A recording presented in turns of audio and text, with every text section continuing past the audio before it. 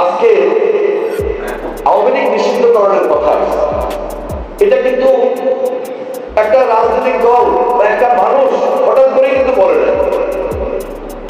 আসলে রাজনৈতিক দল হিসাবে এরা কখনো রাজনীতি করবে, মানুষের সাধারণ মানুষের নিয়ে চিন্তা করবে, এটা আওয়ামী লীগের মধ্যে আমরা দেখব।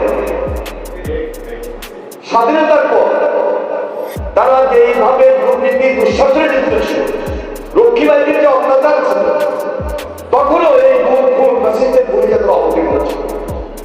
আমি নিজে যখন একদম ছাত্রদলের দায়িত্বে ছিলাম,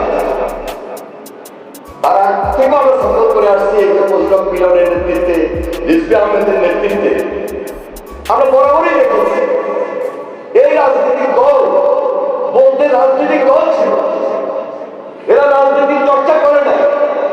এরা সবসময় রক্তচক্ষু দেখে মানুষকে জিম্মি করে দেশের ক্ষমতায় বারবার রাখার চেষ্টা করেছে এবং গত 16-17 বছর সেভাবেই ছিল।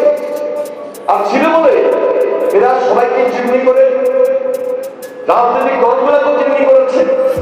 14-তে ভোটারবিহীন অবস্থায় তারা ক্ষমতাকে দখল করেছে, আদালতের রাতে অন্ধকারে ভোট করে ক্ষমতাকে জিম্মি করেছে, পাকাপোক্ত করেছে।